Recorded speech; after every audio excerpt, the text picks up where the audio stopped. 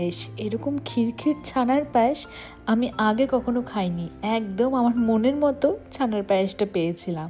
তো যাই হোক, খাওয়া দাওয়ার শেষে মা মাসিদের মুখ নাড়তে দেখে হঠাৎ মনে পড়লো, আরে পানের স্টলও তো বসার কথা ছিল। তাই অনেকক্ষণ পরে নিচে নেমে এসে দেখলাম একজন ভদ্রলোক পাগড়ি পরে খুব সুন্দর সেজে গুজে, মানে তিনি যেমন সেজেছেন পানগুলোকেও সেই সুন্দরভাবেই সাজিয়েছে। তো সেজে গুজে নিয়ে পানের স্টল সাজিয়ে বসেছে। তো সেখান থেকেই আমার পছন্দের গোলাপের পাপড়ি ছড়িয়ে সুন্দর মিষ্টি ভরা একটা মিষ্টি পান নিয়ে মুখের মধ্যে গুজে দিলাম। এবার সত্যি বলতে লোকেদের বাড়ির অনুষ্ঠানে গিয়ে যেভাবে খাবারের ওপরে ঝাঁপিয়ে পড়ি, নিজেদের অনুষ্ঠানে এটা ঠিক আমার বিয়ের সময়ও হয়েছিল। কি জানি একটা অচেনা টেনশনে কিছুতেই খাবার খেতে পারি না। ঠিক এ কারণেই না রোহন আরও আমার সাথে খেতে বসেনি। ও এখনও আমাকে এটা নিয়ে কথা শোনায় যে আমাদের বিয়েতেও ঠিকঠাকভাবে খেতে পারিনি, কারণ ওর পাশে বসে আমি নাকি খুব অল্প অল্প খেয়েছিলাম টেনশনে, মানে প্রায় খাইনি বললেই চলে।